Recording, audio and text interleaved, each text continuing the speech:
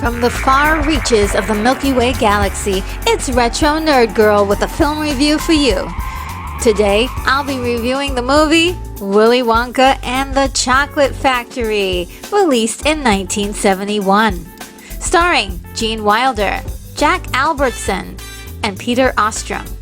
Directed by Mel Stewart.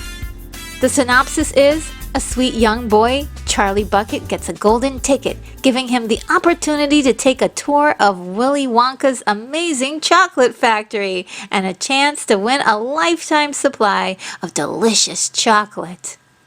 The film is an adaptation of the children's novel Charlie and the Chocolate Factory, written by British author Roald Dahl, published in 1964. The book was inspired by his childhood in the 1920s, during which chocolatiers Cadbury and Roundtree's, now known as Nestle, were in a bitter rivalry and often tried to steal each other's trade secrets from each other. Roald Dahl and his schoolmates were often requested to test out candies for Cadbury and were fascinated by the machines used to create the chocolate. Those memories helped him to write his wonderful story, and it became a favorite among children. American film director and producer Mel Stewart was asked by his 10-year-old daughter to make a film based on the book with the television and film producer David L. Walper. The two agreed and paid her $50 for the tip. Roald Dahl also began adapting the novel into a screenplay about the same time that David purchased the rights to the book for $500,000. Dahl failed to meet his deadlines to finish the screenplay, so the job was handed off to David Seltzer, creating a bit of a rift between Roald Dahl and the production. Surprisingly, it follows a lot of the same story beats as the book, but it changes a few details that have a subtle change on the message. The story begins with the owner of a chocolate factory, Willy Wonka, played wonderfully by Gene Wilder, closing his factory after several trade secrets were stolen. Arthur Slugworth from Slugworth Chocolates Incorporated is one of the suspected culprits. 3 years later, Willy reopened the factory, pumping out more chocolate than ever. However, the townspeople found it quite strange that with a guesstimate of about 1,000 or so employees possibly working in his factory, no one enters or leaves the complex. Suddenly one day, Wonka makes an announcement that he has 5 golden tickets hidden in his chocolate bars, and the winners will get a tour of his factory. Nearly half of the film is concentrated on the search for the 5 tickets. During this time, we really get a sense of how important these golden tickets are to the world and to our protagonists. The title was changed to Willy Wonka and the Chocolate Factory, but it is in name only because the film maintains the story concentration around Charlie, played brilliantly by child actor Peter Ostrum. Charlie lives in wretched poverty in a quaint, non-determined town in America in the early 1970s. The film strays from the book by giving Charlie a paper route job to help support his family and having his father deceased. So there's an extra level of strife for the family. And I believe it helps to make Charlie a character that we immediately cared about for this particular medium of film. And these are the intangibles that you can write in a great page turner, but something you can't put in a movie. There's just not enough time. The filmmakers took a classic movie shortcut, but in my opinion, it worked. However, they didn't just rely on that trick alone. It was accompanied by a series of small deeds that Charlie displays, like his ability to share when he has so little, his upbeat attitude, and most of all, his humble honesty. The film really rides on your sympathy for Charlie, and I found it was very easy to fall in love with him. He's such a little sweetie. Now, Charlie becomes obsessed with winning the golden ticket, but unlike everyone else who can buy hundreds of Wonka bars, he's extremely poor, so he only opens about 4 bars before finding the ticket. Charlie lives with his mother and his 4 grandparents that never leave their communal bed. That alone brings upon several questions to mind, like not even to use the bathroom. Do they wear diapers? I mean, maybe I'm overthinking this and making it too literal, but this is part of the wacky nature of the original book. And it's so hilarious, and I love how it's portrayed in the film. It just tells you that we're in a bit of a fantasy world a little bit. But we've got Charlie's father's parents, Grandpa George and Grandma Georgina. And then we have Charlie's mother's parents, Grandpa Joe and Grandma Josephine. Grandpa Joe is adorably played by Jack Albertson, who was a 63-year-old man playing a 96-year-old. Hollywood back in the days would do stunts like this all the time. However, Jack was perfect to pull off the acting and the singing and the dancing that was required of him to do in the film. In particular, Grandpa Joe has a very special and loving relationship with Charlie. You can see that Grandpa Joe just perks up a little bit more when Charlie is around. And for Charlie, his grandpa is a lifeline to having some kind of hope in the midst of a life that sometimes seems hopeless. It's so awesome to see these two together because they are just the best of friends and they spend as much time together as possible. When Charlie finally gets his hand on the golden ticket, he chooses Grandpa Joe as his parental plus one. Now, I've heard a lot of people flat out call out Grandpa Joe for being a little sketchy, for suddenly being able to walk and dance after being in bed for 20 years singing "I've Got a Golden Ticket," which is actually Charlie's ticket, and also tempts Charlie to disobey the rules at Willy Wonka's factory. And he also suggests that Charlie give away Willy Wonka's trade secret. Oh, Grandpa Joe. He is definitely a character, and I love that about him. You just don't know what Grandpa Joe is going to do next. Before we go any further, I just wanted to take a moment to talk about Charlie's relationship with his mother, who of course loves him dearly. He's such a good kid, and he tries to go to his mother for a little bit of solace, a little bit of advice, and talks to her when at his very lowest point, when he believes that all of the tickets have been found. And I thought it was very interesting that she didn't want him to dream too big, so that when reality hits, he won't be disappointed. You know, and some people would look at it and say, oh my God, she's trying to, dampen his flame, or trying to keep him from, being hopeful. And I also thought that this part was probably the most realistic part of the film. It's often our loved ones who are afraid for us when we take risks, and that life may bring us disappointments, and no one wants to see their loved ones be disappointed. It kind of brings me to tears every time I hear her sing that song, Cheer Up, Charlie. This is actually one of the most disliked scenes in the film, so much that many TV broadcasts of this movie have had it cut from their airing. You've already heard me talk about the singing and dancing that's in this film, which is because this film is actually a musical, and that is also part of its charm.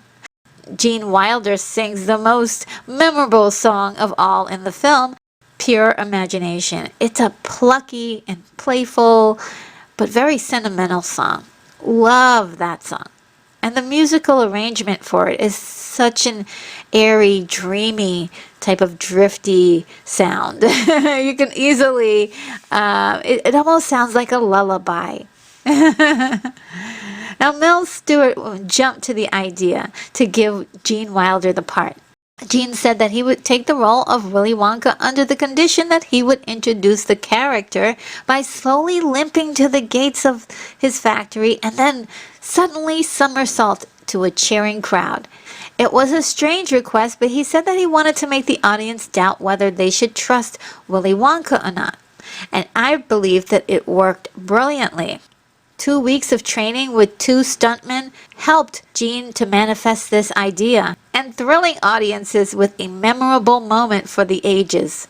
This prime example of how Gene was able to use his creativity and add nuances to the character helped to make him iconic in this film and in this role.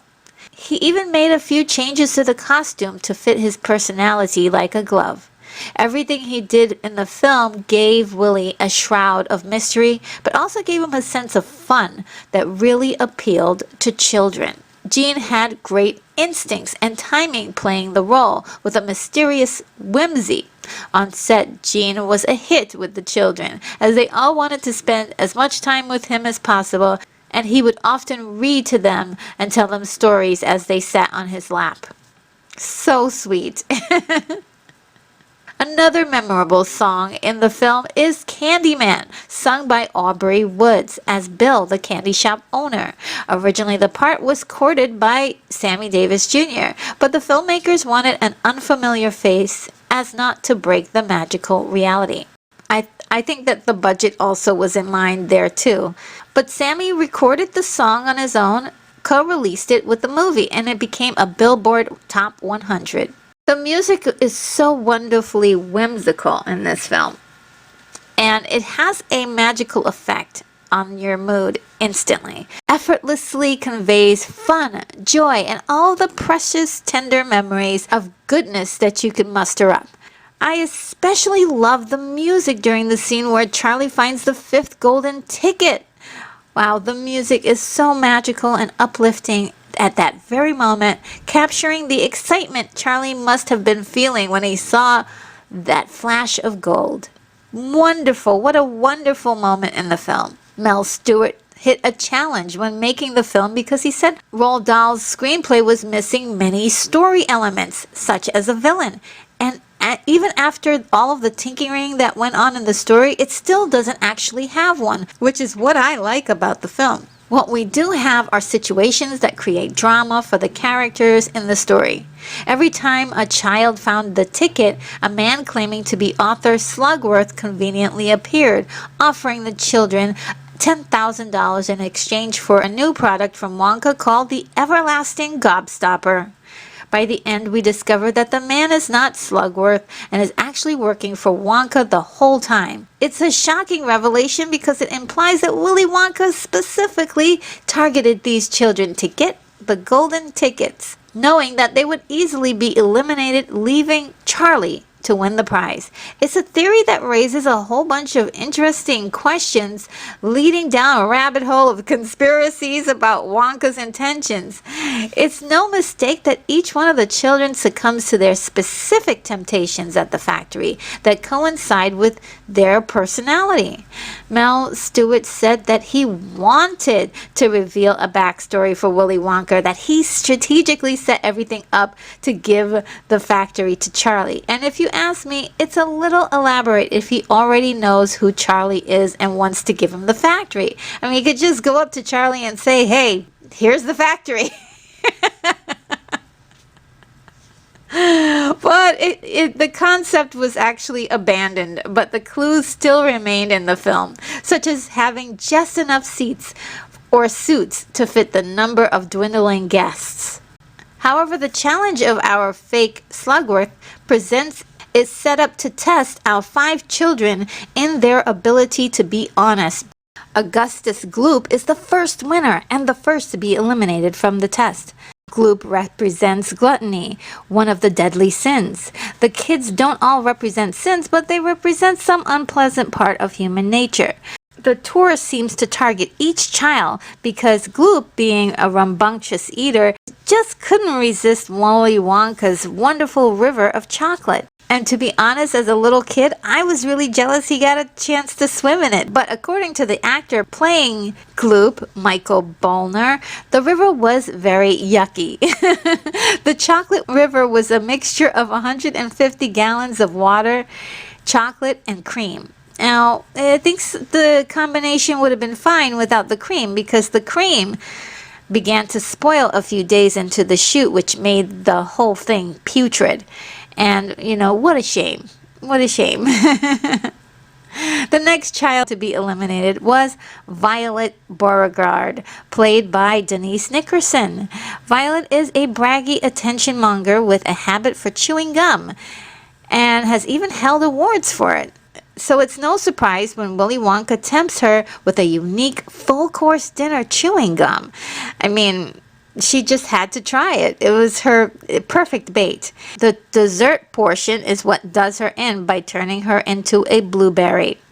Veruca Salt is the next child to fail Willy Wonka's test. In the book, she was a bad nut and succumbed to the temptation of nut-shelling squirrels. I think it's pretty obvious why the temptation was changed for the lack of being able to actually pull it off with visual effects. Instead, Veruca was labeled as a bad egg, with pretty much the same connotation with geese that lay golden eggs. I thought that was a brilliant adaptation. Mike TV, played by Paris Theman, was the last eliminated child who is obsessed with television and is seduced by the temptation of being transported into one. So, hook, line, and sinker, Willy Wonka got another child to fall for one of his temptations.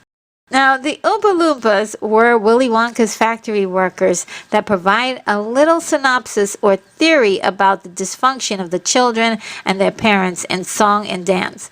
In fact, the movie stays true to the book by blaming the parents for what the children have become. And I actually like these plucky songs they sing while delivering witty lyrics. Now, Charlie's temptation is Grandpa Joe. It's Grandpa Joe's idea to sample Willy Wonka's fizzy lifting drinks without permission. And that gets them into trouble. It's pretty awesome to see that Charlie is ultimately his own man by the end of the film, and he decides to make the right decisions on his own when it counts. Charlie defeats his temptation of his Grandpa Joe by leaving his gifted gobstocker on Willy Wonka's desk, proving that he can be trusted. And I love that triumph for Charlie. Peter Ostrom plays him so well, and I could see why he beat out hundreds of boys to get the part of Charlie. He was cast days before the start of production, leaving his family for 5 months. He even went through puberty during the film, and as you watch the film, his voice becomes deeper and deeper by the end of the film. After this film, Peter was extremely sought after in Hollywood, but decided he didn't want to make acting his profession, and later in life became a veterinarian. Peter said that he had a wonderful time on set, and toward the end of the shoot, once the other children had gone home, he and Gene Wilder often ate lunch together and shared a chocolate bar for dessert as they walked back to the set. It sounds so sweet. And when Gene Wilder died, Peter Ostrom changed his social media profile to former child actor, veterinarian, inherited a chocolate factory on the 29th of August 2016. Now, the story by nature of the book has so many awesome gags and funny moments to exemplify the oddity of the factory and Willy's sense of humor. It's so lovely to see all of this manifested on screen, leaving many to believe that Willy Wonka's factory must be tucked away somewhere. And these rooms that we see in the film are just showrooms for some of his more ridiculous concepts. The most awe-inspiring moment in the film was the candy garden with that incredible river of chocolate. Oh my God.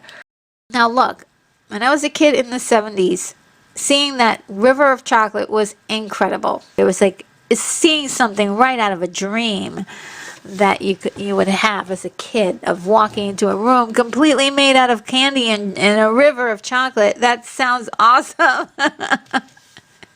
And even though Willy Wonka said that the entire room was edible, only about a third of the items in the room were actually edible, which is still incredible to me. I think that they put so much detail in the room that they tried to make 1/3 of the items in there actually edible. Good job. That scene was very reminiscent of the scene when Dorothy opens the door to her house to see Oz for the first time. It taps into a very primal sense of fun and just resembles the ultimate childhood playroom. In 2014, this movie was added to the National Film Registry by the United States Library of Congress, and also to the list of 101 movies you must see before you die, edited by Steven Schneider. Even today, Willy Wonka leaning on the everlasting gobstopper machine has become a very popular image for thousands of hilarious memes, typically used in a condescending manner. This film is a true classic with a tender story that aims directly for the heart, being a wonderful story of how a young boy went to a factory and won the heart of a candy maker. And don't forget what happened to the man who got everything he ever wanted. He lived happily ever after. My rating is a 9.2. Well, that sums up my review. I hope you liked it, and if you did, I've got over 100 of these, so go on ahead and browse the channel to see more videos from me like this. There are a couple of awesome links in the description, including if you wanted to get your own copy of this movie on Amazon, the link is in the description. Subscribe to me if you haven't done so already. Hit the bell icon to be the very first to be notified of my next video. This is Retro Nerd Girl signing off.